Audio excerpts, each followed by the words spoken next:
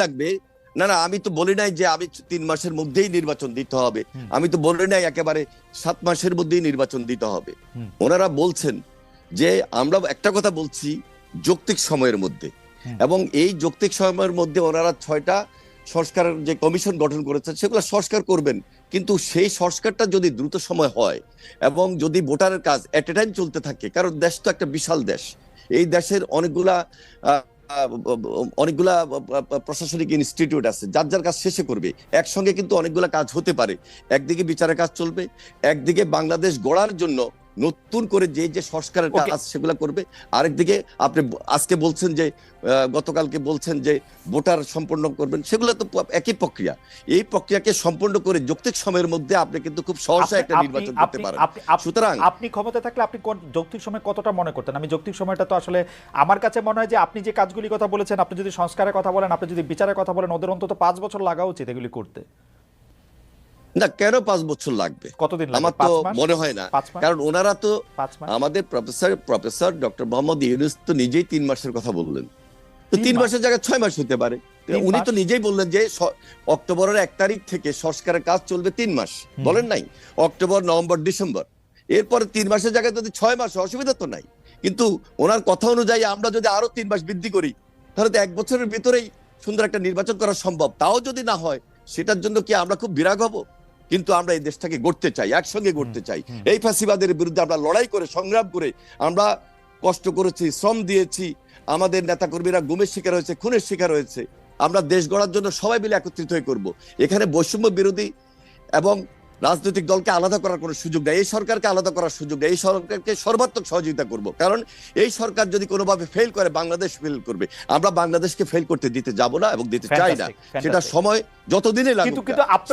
কিন্তু আপনাদের বক্তব্য শুনে মনে হয় না যে আপনারা প্রায়ই এই সরকারকে একটু হুমকি দেন, একটু এটা বলেন, এমন কি এই নির্বাচনের প্রশ্নে না কেমন জানি আপনারা একটু এরকম বলেন? এমনকি আমি আপনাদের এটা কেউ যদি তার ব্যক্তিগতভাবে চিন্তা করে থাকেন তা হতে পারে, কিন্তু আমরা সব ক্ষেত্রে এই সরকারকে সর্বাত্মক সহযোগিতা করব।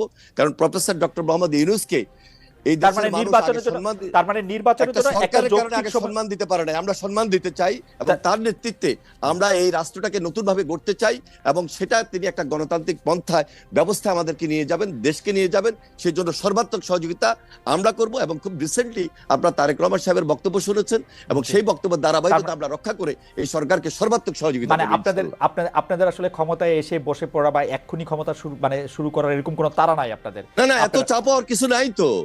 আমরা যে কালকেই ক্ষমতায় চলে গিয়ে একেবারে আপনাদের বক্তব্য শুনে আমার কেমন জড়িত হবে ইনশাআল্লাহ। এনি ভাই, আপনাদের বক্তব্য শুনে যে আমার মনে হইতো যে আপনারা খুব মানে আপনারা কিছুটা অস্থির, অধৈর্য হয়ে উঠছেন। এটা কোনো অস্থির না, কোনো অস্থির না। আপনারা যথেষ্ট পরিমাণ সময় দিবেন তো? আমরা ওনারা যে সংস্কারের কাজ নিয়েছেন, একদিকে বিচারের কাজ হবে, বিচার আগে দেখতে চাই, পাশাপাশি সংস্কার করে একটা গণতান্ত্রিক পন্থায় জনগণের সরকার প্রতিষ্ঠিত করবেন। এখানে তাড়াহুড়ার কিছু নাই। আর আমরা লুটপাটের জন্য বিএনপি ক্ষমতা আসবে আর বিএনপি ক্ষমতা আসার জন্য আমরা আন্দোলন করছি তা নয়, এই দেশটাকে রক্ষা করার জন্য আমরা আন্দোলন করছি। আমাদের একজন দর্শক বলছেন যে তারা কেন থাকবে, বিএনপি তো অলরেডি ইন পাওয়ার। যদি লুটপাট বা দুর্নীতির কথা বলি তাহলে তারা তো তাদেরটা করতেই পারতেছে। ব্যাপারটা কি এরকম? এনি ভাই, কেন এরকম হবে?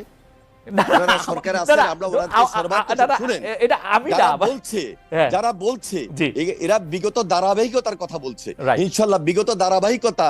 আর এখন যদি বিএনপি আন্দোলনের মধ্য দিয়ে এই দেশে গণতান্ত্রিক পন্থায় জনগণের সরকার প্রতিষ্ঠিত হয়, বিএনপি তখন বলেছে যে আমরা এই 31 দফার ভিত্তিতে আমরা দেশ পরিচালনা করব।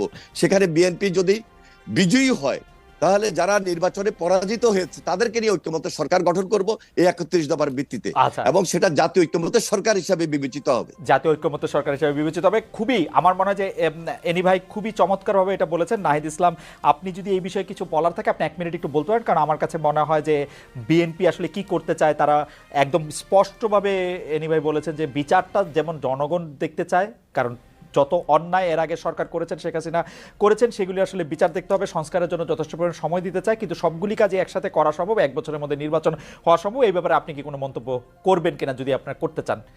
সর্বোচ্চ সহযোগিতা করতে এনি ভাইরা রাজি আছেন, এরকম একটা কথা বললেন।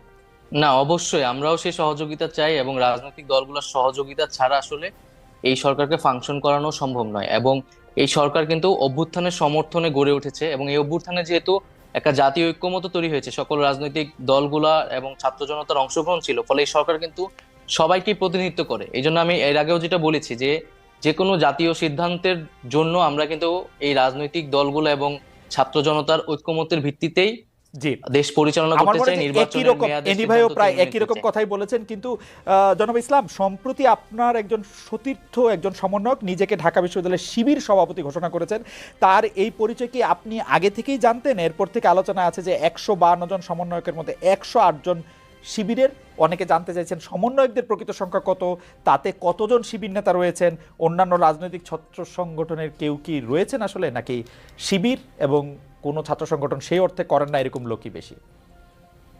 দেখুন, আমরা যখন এই আন্দোলনটা গড়ে তুলেছিলাম, এবং আমরা কিন্তু এই আন্দোলনে কেউ রাজনৈতিক পরিচয়কে সামনে এনে এই আন্দোলনটি করিনি। সবার রাজনৈতিক পরিচয়টি এক অর্থে সরিয়ে আমরা দল মত পরিচয় ভুলে গিয়ে এই আন্দোলনটা করেছি। ফলে এখানে কে শিবির, কে ছাত্র দল, কে কোন সংগঠন করে, এটা কিন্তু বিবেচনা হয় নাই। এখন একটা পরিস্থিতিতে কেউ যদি তার নিজের সংগঠন, নিজের রাজনীতি করতে চায়, সেই সুযোগ কিন্তু আছে। ইভেন আমি যে নিজে যে ছাত্র সংগঠনের সাথে জড়িত ছিলাম, ছাত্র শক্তি, গণতান্ত্রিক ছাত্র শক্তি, তার নামও কিন্তু আমরা এই অভ্যুত্থানের আগে বা পরে কোথাও কিন্তু উল্লেখ করি নাই। কারণ আমরা মনে করি এই আন্দোলনটি একটা ঐক্যমত্যের ভিত্তিতে সাধারণ শিক্ষার্থীর জায়গা থেকে মূলত এই আন্দোলনটি শুরু হয়েছে, পরিচালনা হয়েছে এবং সম্পন্ন হয়েছে।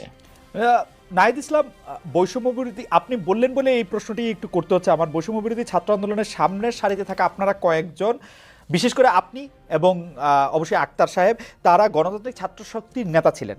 সম্প্রতি আপনাদের এই সংগঠন স্থগিত করা হয়েছে, এর কারণ আসলে কি? ডক্টর ইউনূসের 2.5 মাসের দল নাগরিক শক্তির সাথে এর সম্পর্ক রয়েছে কি? না, ডক্টর মোহাম্মদ ইউনূসের দলের সাথে এটার কোনো সম্পর্ক নাই। আমরা এই দলের নামও জানতাম না। ছাত্র শক্তি নামে 60-এর দশকেও একটা ছাত্র সংগঠন ছিল আসলে, তো আমরা সেটার সাথে এটা সম্পর্ক নেই। এবং এই সংগঠনটি আমরা স্থগিত করা হয়েছে কারণ যেহেতু এই সংগঠনের প্রধান নেতৃত্ব যারা, আক্তার হোসেন, তিনি নাগরিক কমিটিতে এখন কাজ করছেন, এবং আমি এবং আসিফ মাহমুদ সরকারে কাজ করছি। ফলে নেতৃত্ব ছাড়া এই সংগঠনটি কিন্তু এখন রান করতে পারছে না। ফলে এই কারণে কমিটিটি স্থগিত করা হয়েছে, এবং ছাত্র রাজনীতি নিয়ে যেহেতু একটি আলোচনা চলছে, সংস্কারের কথা চলছে, তো সেই পরিবর্তিত পরিস্থিতি অনুযায়ী আমরা সামনের সিদ্ধান্তটি হয়তো নিবে, এবং যারা এখন মাঠে আছে ছাত্র শক্তিতে কাজ করছে, তারাই মূলত ছাত্র শক্তির বিষয়ে চূড়ান্ত সিদ্ধান্ত নিবে। আচ্ছা, আপনার রাজনৈতিক ভবিষ্যৎ এবং ব্যক্তিগত ভবিষ্যৎ নিয়ে আমরা একটু জানতে চাইবো, এবং সেটা আপনি আসলে কিরকম দেখতে চান সেটা আমরা জানতে চাইবো। তার আগে একটু এনিভের কাছে জানতে চাই যে এনিভে, আপনাদের দীর্ঘদিনের জোট এবং যুগপত নেতা, যুগপত আন্দোলনের সঙ্গী জামায়াতের সঙ্গে আগের সখ্য আর আপনাদের নাই। অন্তর্বর্তী সরকারের সঙ্গে তাদের ঘনিষ্ঠতা নিয়ে বিএনপি শীর্ষ পর্যায় থেকেও এক ধরনের বিরক্তি আমরা দেখেছি। সরকারি প্রতিষ্ঠান, বিশ্ববিদ্যালয়, বিভিন্ন নিয়োগের ক্ষেত্রে জামায়াত আপনাদের থেকে একটু এগিয়ে থাকছে বলে মনে হয়। আপনার কাছে কি মনে হয় যে এই সরকার আসলে জামায়াতকে আপনাদের থেকে বেশি গুরুত্ব দিচ্ছে, বা এই সরকার একটু চাচ্ছে যে জামায়াত ক্ষমতায় আসুক, আপনাদের থেকে বেশি গুরুত্ব পাক? আসলে আমরা এইগুলা মোটেও মনে করি না, কারণ আমরা কি করছি, কি করব, এটা হলো আমাদের নেক্সট স্টেপ। আর আপনি যেটা বলছেন, জামাতের সঙ্গে আমরা এখানে কোনো একটা আলাদা কম্পিটিশন গড়ে তুলছি না। জামাতের একটা আদর্শ ভিত্তিক রাজনীতি আছে, আমাদের বিএনপির একটা আদর্শ ভিত্তিক রাজনীতি, যার যার রাজনীতি শেষে করছে। শুধু দেখুন যে আমরা যে রাজপথে যে আন্দোলন করেছি, সে আন্দোলনের মধ্যে জামাত তাদের ভূমিকা ছিল, আমাদের ভূমিকা ছিল, এবং যুগপৎ আন্দোলন করতে গিয়ে অনেক রাজনৈতিক দল তারা তাদের ভূমিকা পালন করেছে। সুতরাং যার যার রাজনীতি, যার যার আদর্শ ভিত্তিক। সুতরাং এখানে কারোর সঙ্গে আমরা কারোর একেবারে বৈরিতা নিয়ে আমরা সেখানে এখনই কম্পিটিশনে চলে যেতে হবে, সেখানে মারামারি হানাহানি, সেই দিকে আমরা জাতিকে নিয়ে যাওয়ার জন্য কোনোভাবেই পক্ষপাত করছি না, বা পক্ষপাতমূলক আচরণও আমাদের মধ্যে নাই। আমাদের একটাই টার্গেট, এই ফ্যাসিবাদের বিরুদ্ধে আমরা লড়াই করেছি, সংগ্রাম করেছি। যে কথাটা একটু আগে নাইক সাহেব বললেন যে আমাদের টার্গেট হলো আন্দোলনের ফসল। আমরা সবাই মিলে যুগপৎ আন্দোলন করেছি, সবাই মিলে আন্দোলন করেছি, আন্দোলনে আমরা কাঙ্ক্ষিত লক্ষ্যে পৌঁছেছি। এখন আমাদের দেশ গড়ার আন্দোলন, দেশটাকে সুন্দর করব, ভবিষ্যৎ বাংলাদেশ কিভাবে হবে সেটার জন্য আমাদের করণীয় কি হওয়া উচিত সেটা আমরা বিবেচনা করছি, সেই ধাপে আমরা কাজ করছি। এবং আমাদের পার্টি, আমরা সবচেয়ে বেশি, আপনারা লক্ষ্য করেছেন যে এই সরকারকে সহযোগিতা করার জন্য এবং ভবিষ্যৎ বাংলাদেশ গড়ে তোলার জন্য আমরা সেই কাজটুকু করছি ইনশাল্লাহ। কিন্তু আপনারা কি এটা ফিল করতেছেন যে সরকারের সাথে আপনাদের সম্পর্ক থেকে জামায়াতের সম্পর্ক একটু বেশি গভীর? বিশ্ববিদ্যালয়গুলিতে নিয়োগের ক্ষেত্রে কি পয়েন্ট পজিশনগুলিতে, মানে বিটিভি থেকে শুরু করে বিশ্ববিদ্যালয় সব জায়গায় আপনারা নাই, মুখ্য নয়, জামায়াত ইসলামী আছে, মুখ্য নয়। তারা আমার মনে হয় এগুলো খুব মুখ্য না, কে কোথায় আছে। কথা হলো যে অ্যান্টি আওয়ামী লীগ, রাইট, যেখানে অ্যান্টি আওয়ামী লীগ সেখানে এই আপনি যে আছেন। হ্যাঁ না, Okay. যেখানে অ্যান্টি আওয়ামী লীগ হ্যাঁ। আজকে যারা দেশের বাবুর্তি ক্ষুণ্ণ করেছে, দেশকে ধ্বংস করে দিয়েছে, তাদের বিরুদ্ধে এই জাতি ঐক্যবদ্ধভাবে লড়াই করেছে, সংগ্রাম করেছে, এবং ভবিষ্যতে এই দেশটাকে আমরা সুন্দর বাংলাদেশ গড়ার জন্য সবার সহযোগিতা কামনা করছি, এবং সবাইকে নিয়ে আমরা ফ্যাসিবাদ বিরোধী। কিন্তু আপনারা চান না এনি ভাই প্ল্যাটফর্মটার নেতৃত্বে বিএনপি থাকুক? এই প্ল্যাটফর্মটার নেতৃত্বে কখনো নাহিদ ইসলামকে, জনগণ নির্ধারণ কখনো নাহিদ ইসলামকে, কখনো শফিকুর রহমানকে দেখা যাচ্ছে। এটা আপনাদের জন্য একটু বেদনাদায়ক না? একটু বেদনাদায়ক, কখনো ছাত্ররা, কখনো জামায়াত। বিএনপির পলিটিক্স, খালেদা জিয়ার নেতৃত্ব, তারেক রহমানের নেতৃত্ব যদি সবার সামনে খুব স্পষ্টভাবে সবাইকে আকৃষ্ট করতে পারে, তাহলে অবশ্যই আমাদের নেতৃত্ব জনগণ আমাদের বসাবে। কিন্তু এই সরকার পতনে তো তারেক রহমানের ভূমিকা জিরো, কেউ কেউ বলছেন। তারেক রহমান যদি না, এখন তো আপনি বললেন, আর কেউ কেউ বলছে হয়তো আপনাকে বলেছেন, কিন্তু আমাদেরকে বলেন নাই। বরং এই কথা বলেছেন যে তারেক রহমান বিদেশে বসেও, যেখানে দেশনেত্রী বেগম খালেদা জিয়া এত অসুস্থ ছিলেন, তার মধ্যে দেশের তারেক রহমান বিএনপির ভারপ্রাপ্ত চেয়ারম্যান হিসেবে দায়িত্ব নেওয়ার পর তিনি আমাদের ওয়ার্ড লেভেল, ইউনিয়ন লেভেল, থানা লেভেল, উপজেলা লেভেল, আমাদের কেন্দ্র এবং জেলা লেভেলে যেভাবে দলকে ঐক্যবদ্ধ করেছেন এবং জাতিকে, সকল রাজনৈতিক দলকে ঐক্যবদ্ধ করেছেন, সে আন্দোলনের ফসল হিসাবে আমাদের ছাত্র ভাইরা যখন কাঙ্ক্ষিত লক্ষ্যে পৌঁছার জন্য এগিয়ে গিয়েছেন, সেখানে তারেক রহমানের নেতৃত্বে তিনি সমর্থন দিয়েছেন, এবং পরবর্তীতে সর্বশেষ যখন শহীদ মিনারে আমাদের ছাত্র ভাইয়েরা যখন আহ্বান জানিয়েছে সকল রাজনৈতিক দলকে, তখন তার নেতৃত্বে এই বিএনপি স্ট্যান্ডিং কমিটির অনেক নেতৃবৃন্দ জেলে ছিলেন, আমরা অনেকেই জেলে ছিলাম, কিন্তু তিনি দেশের বাইরে বসেও যেভাবে নেতৃত্ব দিয়েছেন, সেই নেতৃত্বের ফসল হিসাবে আজকে সবাই মিলে ঐক্যবদ্ধ বাংলাদেশ। আপনাকে ধন্যবাদ। আমি একটু জনাব নাহিদ ইসলাম, আপনার কাছে প্রশ্নে যাওয়ার আগে আমাদের দর্শকদের মধ্যে একটা বড় অংশ মানে যে বিষয়টি আমার মাধ্যমে আপনার কাছে উপস্থাপিত করতে বলেছেন, সেই দুটি বিষয় আগে একটু বলে রাখি। 43তম বিসিএস এর পাস করার পরও তাদের গেজেট নোটিফিকেশন কেন হয় নাই, সেটি আপনার একটু আমলে আছে কিনা, এবং সেটি নিয়ে আপনি কোনো কিছু করছেন কিনা, সেই ব্যাপারে তারা একটু জানতে চেয়েছেন। আরেকটি বিষয় জানতে চেয়েছেন যে তারা বয়স সীমা, সরকারি চাকরির বয়স সীমা 35 বছর বয়স পর্যন্ত হবে কিনা, সেটি আপনারা কিভাবে করবেন সেটি জানতে চেয়েছেন। আর আমার প্রশ্নটিও করে রাখি, আপনি, আমাদের অনেকগুলি প্রশ্ন রয়েছে, শুধু আপনি যদি খুব না এই দুটি যদি আপনি জবাব দেন, তারপর আমি মানে আপনার মতামত বলেন, তারপর আমরা প্রশ্নটি করি, কারণ এই প্রশ্নটি আবার এনিভাইয়ের বক্তব্যের সাথে লিঙ্কড। জি না, এখানে হচ্ছে প্রশাসন তো সংস্কারের কমিশন হয়েছে, বয়স সীমার বিষয়টাও আলোচনা হচ্ছে, এবং দ্রুত সময়ের মধ্যেই পিএসসির সাথেও আমাদের আলোচনা হচ্ছে, যাতে এই যে নিয়োগ পরীক্ষা, শুধু বিসিএস না, অনেকগুলো পরীক্ষা স্থগিত আছে, সেই পরীক্ষাগুলো যাতে দ্রুত দেওয়ার ব্যবস্থা করা যায়, সে বিষয়ে আমরা কাজ করছি। আশা করি খুব দ্রুত সময়ের মধ্যেই সেটি পরীক্ষাগুলো হবে। ওকে, আর প্রশ্নটি হচ্ছে যে এক দফা সরকার পতন আন্দোলনের আগে আপনাদের যে 9 দফা দাবি ছিল, তাতে দলীয় লেজুর ভিত্তিক ছাত্র রাজনীতি নিষিদ্ধের দাবি ছিল আপনাদের, কিন্তু অনেক ক্ষেত্রেই সেটি দলীয় লেজুর ভিত্তিক ছাত্র রাজনীতি না হয়ে গোটা ছাত্র রাজনীতি নিষিদ্ধের দিকে আপনারা যাচ্ছেন, এটি একটা কথা।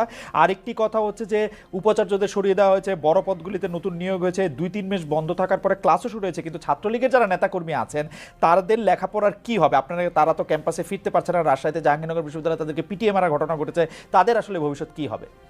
এই দুটি ব্যাপারটা যদি একটু বলেন।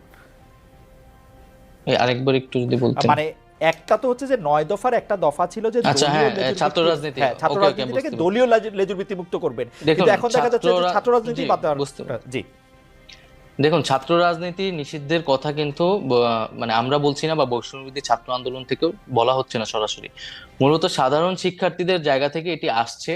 এটা আসছে কেন, এটাও আমাদের একটু বুঝতে হবে যে আমাদের কিন্তু শিক্ষার্থীদের একটা দীর্ঘদিনের ট্রমা রয়েছে, যে একটা ক্ষমতায় সরকার যায় এবং তার ছাত্র সংগঠন সেখানে ক্ষমতা চর্চা করে, দখলদারিত্ব করে এবং শিক্ষার্থীদের উপর নির্যাতন করে। এখন সামনের, আমরা এখানে এখন না হলে অন্তর্বর্তীকালীন সরকার, কিন্তু সামনে যদি একটা রাজনৈতিক দল ক্ষমতায় আসে, তার ছাত্র সংগঠন যে একই কাজ করবে না, সেই নিশ্চয়তাটা শিক্ষার্থীরা চাচ্ছে, এবং সেই ট্রমা থেকে কিন্তু সারা এই কথাটা বলছে। কিন্তু আমরা মনে করি যে এটি কোনো সমাধান নয়, ছাত্র রাজনীতি অবশ্যই থাকতে হবে। সেক্ষেত্রে দলীয় লেজুর ভিত্তি মুক্ত করেই স্বাধীনভাবে ছাত্রদেরকে কাজ করতে দিতে হবে, রাজনৈতিক চর্চা করার সুযোগ দিতে হবে। আর ছাত্রলীগের ছাত্রদের ক্যাম্পাসে ফেরা বা তাদের জীবনের নিরাপত্তা, শিক্ষা জীবনের নিরাপত্তা, সেটি সেক্ষেত্রে দেখেন, ছাত্রলীগের একটা বড় অংশ কিন্তু এই আন্দোলনের সময় আমাদের সাথে জড়িত হয়ে গেছে। আন্দোলনের শুরু থেকে, কোটা সংস্কারের সময় থেকে কিন্তু তারা আমাদের সাথে এসেছিল, এবং ছাত্রলীগের আসলে খুব কম একটা অংশ যারা আসলে চিহ্নিত সন্ত্রাসী, যারা আসলে বেশিরভাগই যারা অছাত্র অথবা সন্ত্রাসী কার্যক্রম করেছে ক্যাম্পাসগুলোতে, হলগুলোতে, তারাই কিন্তু আজকে ভয়ে ক্যাম্পাসগুলোতে আসতে পারছে না, কারণ তাদের আসলে কোনো নৈতিক জায়গা থেকেও তারা শিক্ষার্থীদের সামনে দাঁড়াতে পারছে না। তো সেক্ষেত্রে বিশ্ববিদ্যালয় প্রশাসন ব্যবস্থা নেবে। আমরা একটা রিকনসিলিয়েশন প্রজেক্ট অবশ্যই চাই, যারা চিহ্নিত, যাদের বিরুদ্ধে সুস্পষ্ট অভিযোগ রয়েছে তাদের বিরুদ্ধে প্রশাসনিক এবং আইনগত ব্যবস্থা যাতে নেওয়া হয়, এবং এছাড়া যারা নিরপরাধ বা নীরব ভূমিকা পালন করেছে তারা তাদের শিক্ষা জীবন শেষ করতে পারবে। এই বিষয়ে আমরা বিশ্ববিদ্যালয় প্রশাসনের সাথে কথা বলেছি। ওকে, মানে অনেকে এরকম একটা বলছেন যে যারা আসলে ক্রিমিনাল অ্যাক্টিভিটির সাথে জড়িত ছিলেন তাদের বিরুদ্ধে তো মামলা, তারপর আইনি কার্যক্রমগুলি হতেই পারে, কিন্তু শুধুমাত্র আরেকটি দল সমর্থন করার জন্য তাদের বিরুদ্ধে যাতে কোনো মানে ব্যবস্থা না নেওয়া হয় সে ব্যাপারে নিশ্চয়ই আপনারা দেখছেন, মানে ব্যাপারটা যাতে আইন নিজের হাতে না তুলে নিয়ে সেটি যেন। খালেদ ভাই, আমি জাস্ট একটা কথা বলতেছি যে আমরা কিন্তু আর আগের পরিস্থিতিতে নাই যে অমুক দল সমর্থন করে, এটা কিন্তু ছাত্রদল শিবিরের মতো বিষয় না যে ছাত্রদল করে দেখে তাকে ক্যাম্পাসে ঢুকতে দেওয়া নেই, এখন ছাত্রলীগ করে বলে তাকে ক্যাম্পাসে ঢুকতে দেওয়া হবে না।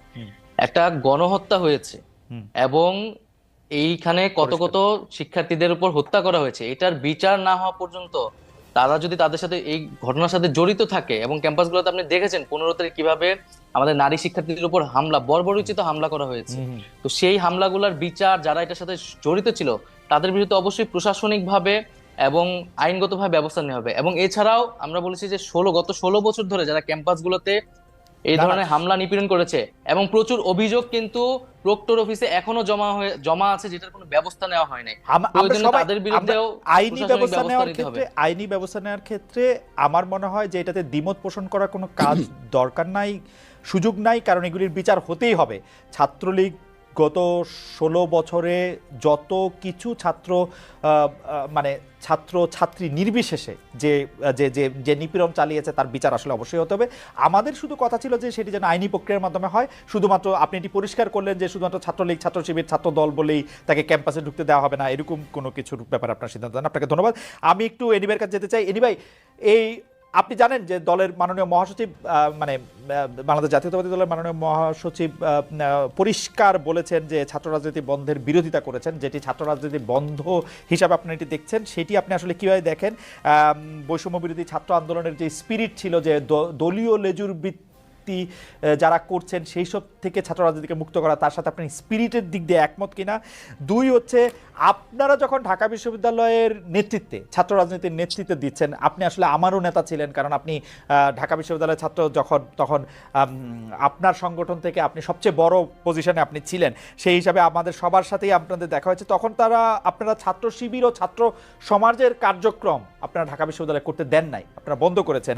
এখন যে ঢাকা বিশ্ববিদ্যালয়ের ছাত্র শিবিরদের যে নেতাদের নামই বলা যায়, সবার আগে জেনেছেন, সবার আগে বসেছেন, নবনিযুক্ত ভিসি তাদের সাথে কথা বলছেন, তো সেটাকে আপনারা আসলে কীভাবে দেখেন? 2টি প্রশ্ন। একটি প্রশ্ন হচ্ছে যে বৈষম্য বিরোধী ছাত্র আন্দোলনের যে স্পিরিট ছাত্র রাজনীতি সম্পর্কে, তার থেকে আপনার স্পিরিট আলাদা কিনা? 2 হচ্ছে শিবির আর ছাত্র সমাজ প্রকাশ্যে এসে সভাপতি ভিসিদের বৈঠক করা, সেটিকে আপনারা কীভাবে দেখছেন? দেখুন, আমি অ্যাডভাইজার নাহিদের কথাগুলোকে আমি একটু আগে যেটা উনি বলছেন ওগুলোকে আমি সমর্থন করেই বলছি। যারা হত্যা, সন্ত্রাস, রাহাজানির সঙ্গে জড়িত ছিল আইন অনুযায়ী তাদের বিচার হবে। আর যারা বিভিন্ন বিশ্ববিদ্যালয়ে ভাইস চ্যান্সেলর হিসাবে ছিলেন, এই ভাইস চ্যান্সেলর হিসাবে কিন্তু একটা অবৈধ সরকারের অবৈধ নিয়োগ ছিল, সুতরাং তাদেরকে এখানে নিয়ে আসা এটা আমাদের দায়িত্বের মধ্যে পড়ে না। আর আইন অনুযায়ী যাদের বিচার হবে, বিচারের প্রক্রিয়ায় তাদেরকে সেখানে মোকাবিলা করতে হবে। আর সাধারণ ছাত্ররা ঢাকা বিশ্ববিদ্যালয়ে বলেন আর বিভিন্ন শিক্ষা প্রতিষ্ঠান বলেন, তারা তাদের উন্মুক্ত ছাত্র রাজনীতি থাকাটাই উচিত। কারণ ছাত্র রাজনীতি যদি না থাকে তাহলে দুর্বৃত্তায়ন কিন্তু বেড়ে যাবে, এটা সন্ত্রাস, অত্যাচার, নির্যাতনের মাত্রাও বেড়ে যাবে। তবে আমরা যারা লেজুর ভিত্তিক ছাত্র রাজনীতির কথা বলার চেষ্টা করছি, আসলে লেজুর ভিত্তিক ছাত্র রাজনীতিকে আমরা ওন করি না। আমরা বাংলাদেশ জাতীয়তাবাদী দল, আমাদের একটা সহযোগী ছাত্র সংগঠন আছে, ঠিক অন্যান্য দলেরও সহযোগী বা অঙ্গ সংগঠন আছে, তারা তাদের রাজনীতি অবশ্যই করা উচিত। ছাত্র রাজনীতির ভাবমূর্তি রক্ষা করে ছাত্র রাজনীতি করতে হবে। হ্যাঁ, এখানে যেটা সাধারণ ছাত্রদের পক্ষ থেকে কথা উঠেছে যে ছাত্র রাজনীতি আসলে বন্ধ করবে কি করবে না, সেটার জন্য ডায়ালগ হতে পারে, আলোচনা হতে পারে, এবং সেটা কি ছাত্র রাজনীতির সংস্কার হতে পারে, গুণগত পরিবর্তন আনা যায়, এবং ছাত্রদের জন্য ছাত্র রাজনীতি, শিক্ষার্থী শিক্ষা প্রতিষ্ঠানের মধ্যে যেন ছাত্র রাজনীতি সেটা ছাত্রদের অধিকার প্রশ্নে থাকে, সেগুলোকে প্রাধান্য দিয়ে সকল রাজনৈতিক দলের সঙ্গে যদি কেউ যদি আমরা ডায়ালগের প্রেক্ষাপট তৈরি করি, ইতিমধ্যে বৈষম্য বিরোধী ছাত্র আন্দোলনের যারা নেতৃত্ব আছেন তাদের সঙ্গে আমরা কথা বলেছি, আলোচনা হয়েছে। সেই আলোচনার পরিপ্রেক্ষিতে আমি এটাই বলতে পারি, তাদের নিজস্ব একটা থিঙ্ক ট্যাঙ্ক আছে, তারাও আলোচনা করছেন যে আমরা কোনোভাবেই ক্যাম্পাসে ছাত্র রাজনীতি থাকবো না, এই কথা আমরা বলতে চাই না। হ্যাঁ, ছাত্র রাজনীতির সেখানে অবশ্যই সচেতন হতে হবে, দায়িত্বশীলতার পরিচয় দিতে হবে, রেগুলার ছাত্ররা যেন ছাত্র রাজনীতি করেন, ছাত্ররা যেন ছাত্র রাজনীতি করেন, সেখানে যেন সংস্কার নিয়ে আসতে পারি, সেই ডায়ালগ কিন্তু হতে পারে। ভাই, আপনি জানেন সবকিছু, কারণ আপনার মানে আপনি প্রখর মেধাবী একজন মানুষ এবং আপনার মনেও থাকে, এখন তো আপনি রাজনীতি করছেন সেগুলো, কিন্তু আপনি জানেন যে বৈষম্য বিরোধী ছাত্র আন্দোলনের একাধিক সমন্বয়ক ঢাকার বাইরে সমাবেশ করতে গিয়ে বাধার মুখে পড়েছিলেন। কোনো ক্ষেত্রে অভিযোগ রয়েছে বিএনপি সমর্থিত ছাত্র সংগঠন ছাত্রদল এসব ঘটনার সাথে সম্পৃক্ত ছিল।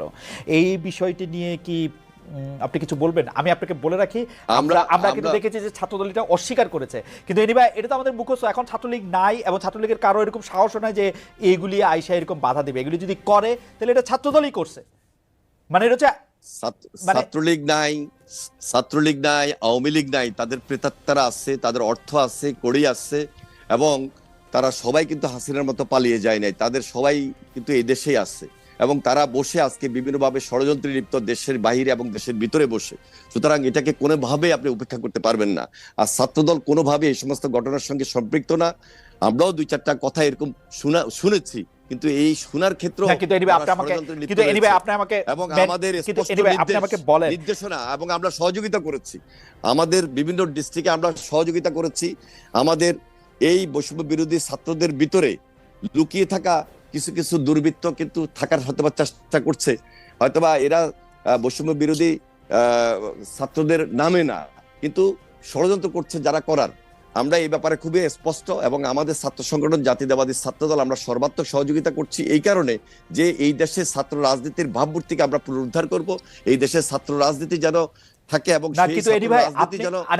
আপনি তো এত চমৎকার বলেন, শুনতে ইচ্ছা করে শুধু, কিন্তু আপনি এটা বলেন যে আপনারা ছাত্রদলের পক্ষ থেকে কি এরকম কথা শুনতে পাচ্ছেন না যে আমরা এতদিন ধরে 15, 16, 17 বছর ধরে রাষ্ট্র ক্ষমতায় নাই, রাষ্ট্রের বিভিন্ন নিপীড়ন যন্ত্রের মুখোমুখি হয়েছে, এখন আবার নতুন করে ক্ষমতাটা বিশেষ করে তরুণদের বা যুবকদের ক্ষমতাটা আরেকজনের কাছে যখন যায় প্রকটভাবে, তারা সেটিকে আসলে সমূলে প্রথম থেকেই এটিকে উৎপাদিত করতে চাইবেন এবং সেটিতে আপনাদেরও নির্দেশনা চাইছেন যে তারা এটি করার জন্য?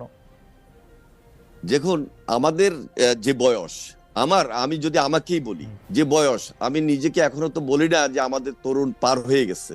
ঠিক একইভাবে আমাদের ভারপ্রাপ্ত চেয়ারম্যান তারেক রহমান, তিনিও কিন্তু আমাদের তরুণদের নেতা। আর আমরা স্যালিউট করি যে এই দেশের তরুণদের নেতৃত্বেই আন্দোলন অতীত হয়েছে, ভবিষ্যৎ মানে এবারও হয়েছে এবং ভবিষ্যতে তরুণরাই দেশ গড়বেন। সুতরাং তরুণদেরকে গাইড করা, তরুণদের সঙ্গে থেকে দেশ গড়া, এটা আমাদের কাজ, এটা আমাদের স্পিরিট।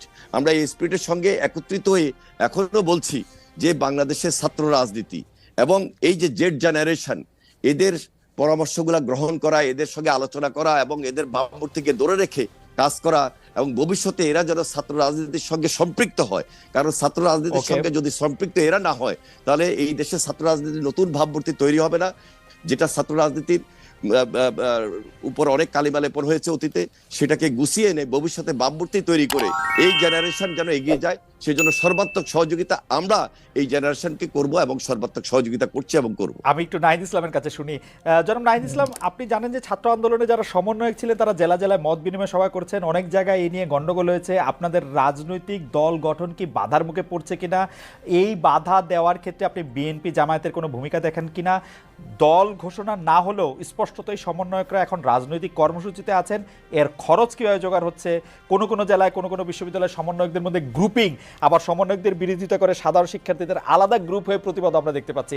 যদি সবগুলি বিষয় একটু অ্যাড্রেস করেন, আপনার সুবিধা থেকে আমি আরেকবার একটু বলে দিব যে যাচ্ছেন ভাই। ঠিক আছে, আপনার এই প্রশ্নের আগে আমি অ্যানি ভাইয়ের কাছেও কিছু প্রশ্ন আর কি বা কথা বলতে চাই। প্লিজ বলেন।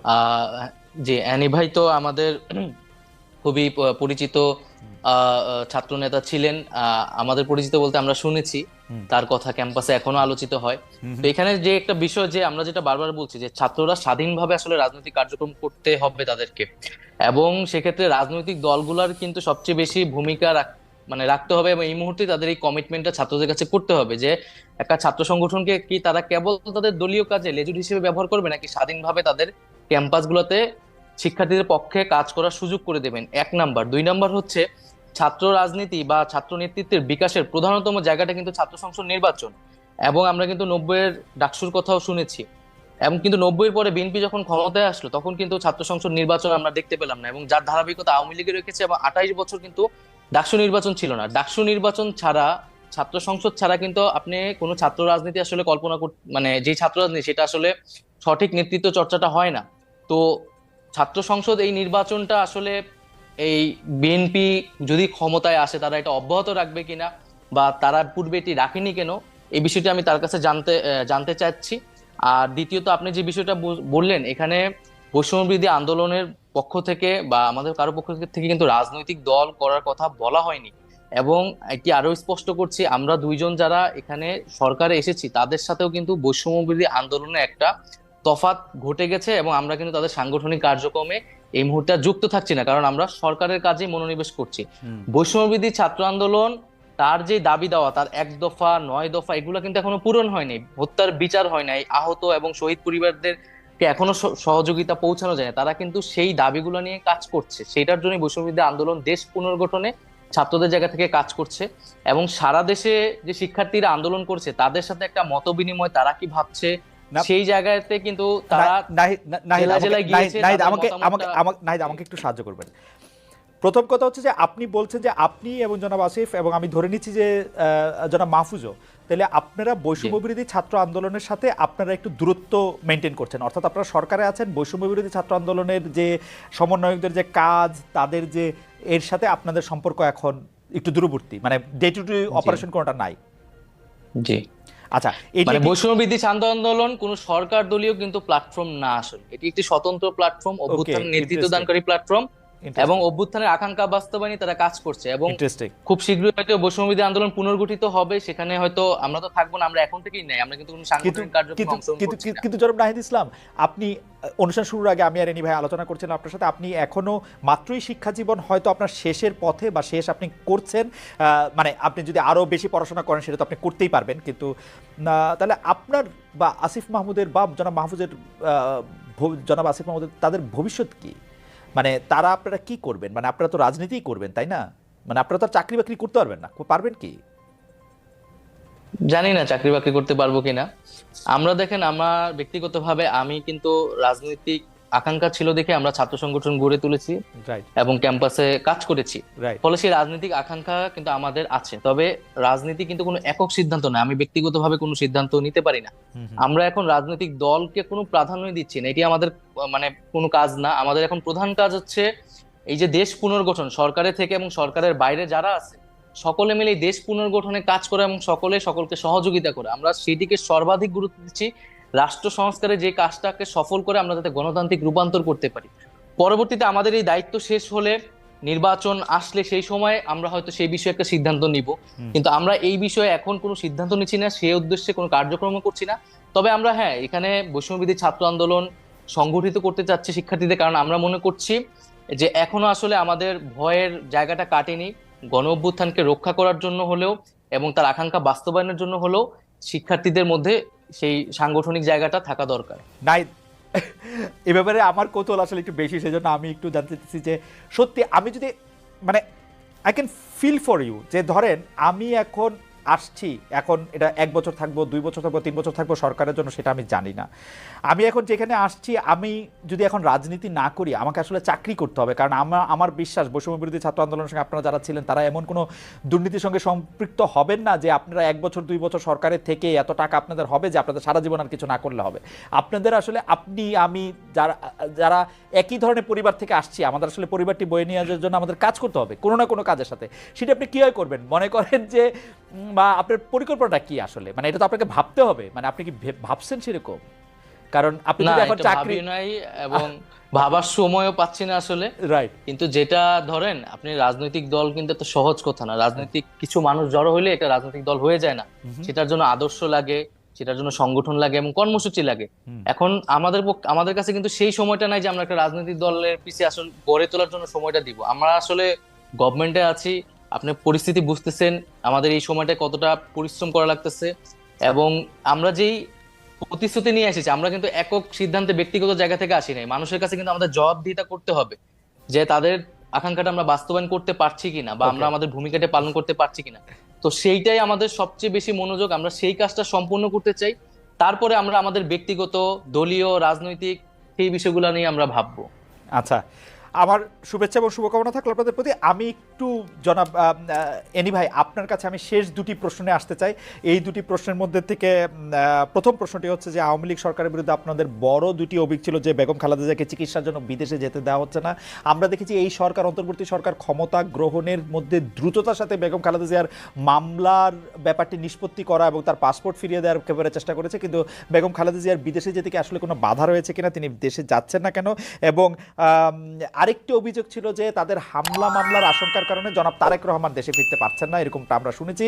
কিন্তু এই সরকার ক্ষমতা এসেছে, সেটিও 60 দিন হয়ে গেল, জনাব তারেক রহমান দেশে ফিরছেন না কেন, বেগম খালেদা জিয়াকে কেন বিদেশ নেওয়া যাচ্ছে না, যেটি প্রধান দাবি ছিল, আপনি যদি খুব সংক্ষেপে আমাদেরকে একটু বলেন। জি, ধন্যবাদ আপনাকে। একটু আগে অ্যাডভাইজার নাহিদ যে প্রশ্নটা আমার সামনে তুলে ধরেছেন, আমি সেটা আগে বলছি যে এই যে ডাকসু নির্বাচন, আমি বরাবরই 90-র পরে বিএনপি যখন 91-এ এই দেশের রাষ্ট্রীয় ক্ষমতা আসে, আমি 90-র ডাকসুতে আমি নিজেও ইলেকশন করেছি এবং সেখানে আমি নির্বাচিত হয়েছি আমাদের আমান খোকন পরিষদ। এর পরবর্তীতে ডাকসু নির্বাচন কেন হয় নাই? তো ওই সময় আমাদের রেগুলার স্টুডেন্ট এবং ইরেগুলার স্টুডেন্টদের মধ্যে একটা কম্পিটিশন ছিল, এবং আমি রেগুলার স্টুডেন্টের পক্ষে ফাইট করেছি, দল আমাকে মনোনয়ন দিয়েছে। তার মানে কি, বিএনপি রেগুলার স্টুডেন্টের পক্ষে অবস্থান নিয়েছে, কিন্তু ইরেগুলার স্টুডেন্টের পক্ষে নিয়েছে তখন কিছু irregular student plus Awami League, Chhatra League, যার কারণে সেই নির্বাচন হতে পারে নাই। সেকেন্ড, 93-তে আবার যখন ডাকসু নির্বাচন হয় তখন আমাকে দল বিপি নমিনেশন দিয়েছে, সেটাও কিন্তু রেগুলার স্টুডেন্ট এবং ইরেগুলার স্টুডেন্টের ফাইট ছিল। সেখানে একই জিনিস ঘটনা ঘটেছে, সেখানে আমরা বরাবরই ডাকসুর পক্ষে ছিলাম, বাংলাদেশ জাতীয়তাবাদী দল, কিন্তু এই চক্রান্তকারীদের আওয়ামী লীগের বা মুজিববাদী ছাত্রলীগের তখন ওই ষড়যন্ত্রের কারণে আমরা নির্বাচন আমরা করাই নিতে পারি নাই। হ্যাঁ, এটাকে আপনি স্বাভাবিকভাবে বিএনপি সরকারে ছিল, কিন্তু আমরা সরকারে থাকলেও বিশ্ববিদ্যালয় একটা স্বায়ত্ত শাসিত প্রতিষ্ঠান, সরকার সেখানে সরাসরি হস্তক্ষেপ করার কোনো সুযোগ নাই। আর ভবিষ্যতে বিএনপি যদি এদেশের জনগণের সরকার হিসাবে ম্যান্ডেট পায়, তখন বিএনপি আবারও বলছে যে আমরা এককভাবে সরকার পরিচালনা করব না, সকলকে নিয়ে ঐক্যমতে সরকার গঠন করব, এবং সেখানে অবশ্যই শুধু তখন যখন বিপি নূর আমরা সেই নির্বাচনে অংশগ্রহণ করেছি। আপনার বক্তব্য পুরো পরিষ্কার। ভবিষ্যতে দর্শকরা যে ডাকসু নির্বাচন হবে সেই ডাকসু নির্বাচন অবশ্যই হওয়া উচিত, এবং আমরা সেখানে সর্বাত্মক সহযোগিতা করব। এবার আসুন, দেশনেত্রী বেগম খালেদা জিয়া দীর্ঘদিন অসুস্থ ছিলেন, এখনো অসুস্থ আছেন। ওনার বিদেশে যাওয়ার ক্ষেত্রে এখন কোনো বাধা নেই, তবে এখানে বিদেশে যে ডাক্তার বিদেশে কোথায় যাবেন সেগুলো একটা প্রিপারেশন আছে, সেই প্রিপারেশন নিয়ে আমরা অপেক্ষায় রয়েছি।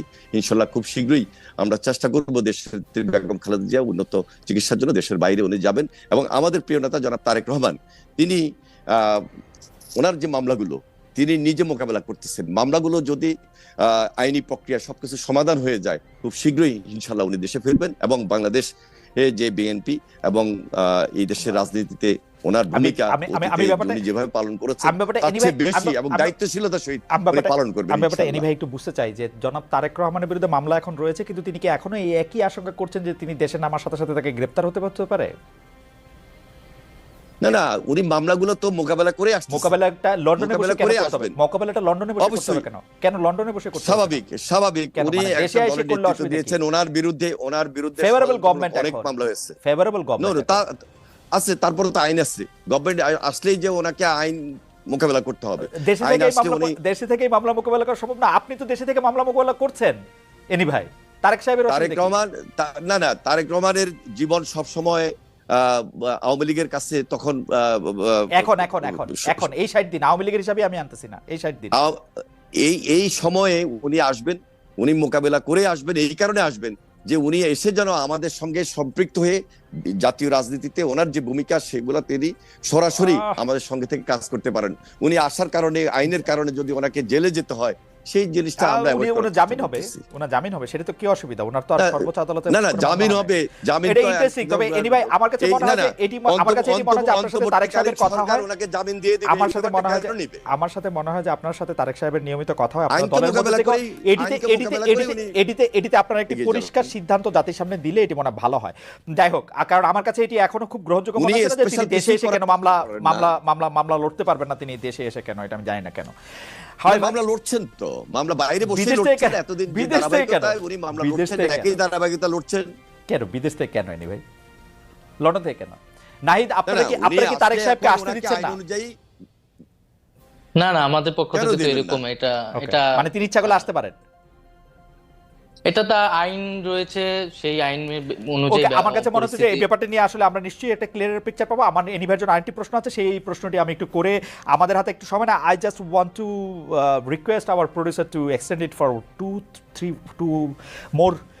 2 or 3 more minutes, বিকজ আমি আমি একটু এনিভাইকে জানতে চাই যে এনিভাই 5 আগস্টের পরে সংখ্যালঘু সম্প্রদায় আক্রান্ত হয়েছে, জাতীয় সঙ্গীত নিয়ে প্রশ্ন তোলা হয়েছে, মাজার ভাঙার ঘটনা ঘটেছে, দরবার আক্রমণ করা হয়েছে, নারীরা আক্রমণের মুখে পড়েছে, নারীদের পোশাক নিয়ে কথা বলা হয়েছে, হিজবুত তাহরির প্রকাশে তৎপর, সামনে দুর্গাপূজার আয়োজন নিয়ে নানা শঙ্কা। অন্তর্বর্তী সরকার কি সব বিষয় ঠিক মতো সামলাতে পারবে, কি মনে করেন আপনি? দেখুন, আমি আগে বলেছি দেশের ভিতরে এবং বাইরে বসে কিন্তু অনেক ষড়যন্ত্র চলতেছে।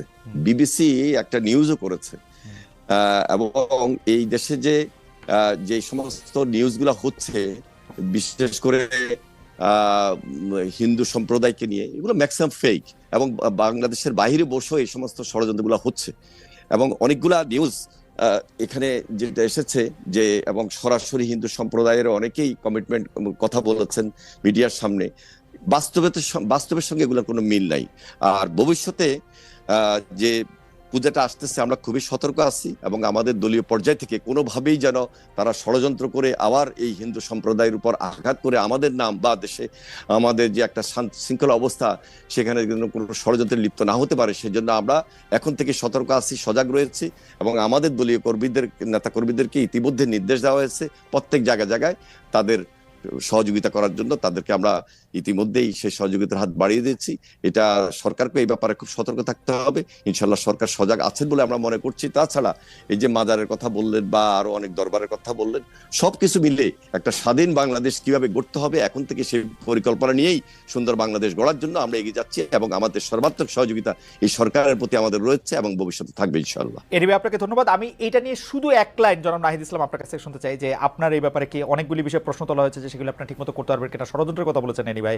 নাহিদ, আপনি যদি একটু শেষ কথা বলতেন, আমরা শেষ করে দিব, আমাদের অনুষ্ঠান শেষ আসলে। না, অবশ্যই এই বিষয়টা আমরা কিন্তু 5ই আগস্টের পর থেকে বারবার বলেছি যে আমাদের এখানে সকলের সমান অধিকার, নাগরিক অধিকার নিশ্চিত করতে আমরা চাই। আমরা সংখ্যালঘু সম্প্রদায়ের সাথে বারবার বসেছি। আমি নিজে দীঘিনালায় গিয়েছি পাহাড়ি বাঙালি দ্বন্দ্বের পরে, এবং আমরা এই বিষয়ে সতর্ক আছি, এবং আমরা বাংলাদেশের মানুষও এই বিষয়ে সচেতন আছে, এবং ঐক্যবদ্ধভাবেই আমরা সামনের যে কোনো এই ধরনের পরিস্থিতিকে মোকাবেলা করতে পারবো, এবং সকলকে সেই নিরাপত্তা ইসলাম, আপনাকে অনেক ধন্যবাদ জনাব শহীদউদ্দিন চৌধুরী এনি। আপনার সাথে কথা বলে অনেক বিষয় নিশ্চয়ই আমাদের দর্শকরা পরিষ্কার হয়েছেন। আপনি জেনে খুশি হবেন 52,000-এর বেশি দর্শক লাইভ এই অনুষ্ঠানটি দেখেছেন। জনাব নাহিদ ইসলাম, আপনাকেও অনেক ধন্যবাদ।